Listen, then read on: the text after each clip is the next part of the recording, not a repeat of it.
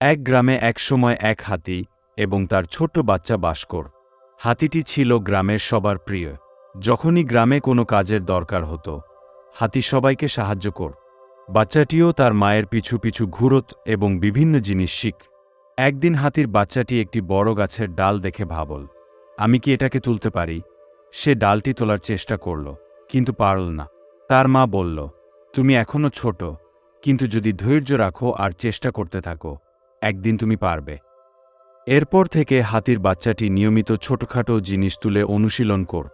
ধীরে ধীরে সে শক্তিশালী হয়ে উঠল। একদিন যখন গ্রামে ঝড় হলো, অনেক গাছ পড়ে গেল। তার মা বলল, তুমি এখনো ছোট, কিন্তু যদি ধৈর্য রাখো আর চেষ্টা করতে থাকো, একদিন তুমি পারবে। হাতির বাচ্চাটি গাছ সরানোর কাজে লেগে গেল। সে তার মায়ের সাথে মিলে গাছ সরিয়ে গ্রামবাসীদের সাহায্য কর। সেদিন সবাই হাতির বাচ্চাটিকে বাহবা দিল এবং বলল, তুমি সত্যিই তোমার মায়ের মতো শক্তিশালী এবং সাহায্যকারী। এভাবে হাতির বাচ্চাটি শিখল যে ধৈর্য, পরিশ্রম এবং মায়ের শেখানো কথাগুলো জীবনে কতটা মূল্যবান।